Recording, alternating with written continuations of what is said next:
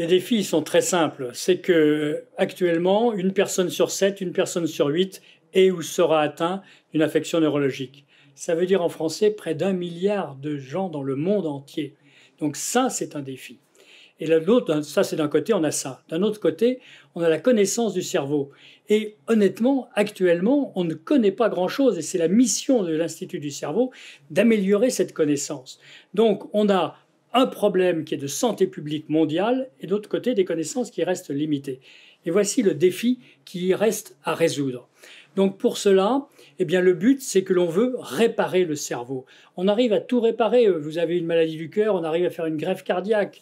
Vous avez une prothèse de hanche, un problème de hanche, on arrive à mettre une prothèse à la hanche, on arrive quasiment à tout remplacer. Heureusement, on n'arrive pas à remplacer le cerveau, mais on voudrait le réparer et ne pas traiter la conséquence. Qu'est-ce qui se passe actuellement? Eh bien, la médecine, elle est souvent contemplative. Ça veut dire, vous avez un Alzheimer, ah, ça je suis sûr du diagnostic, mais je n'ai pas de traitement à vous donner. Parfois, elle est palliative.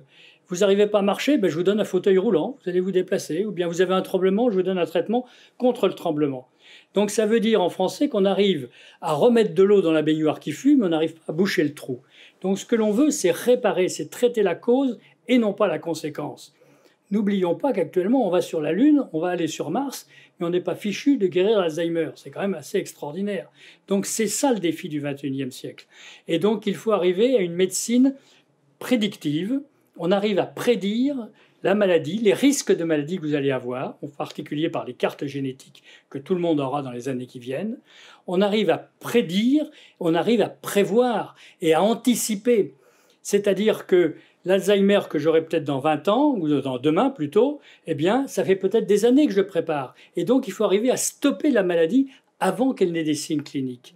Et puis, d'autre part, les deux autres P, c'est le côté participatif et le côté personnalisé. Il faut que la médecine devienne personnalisée.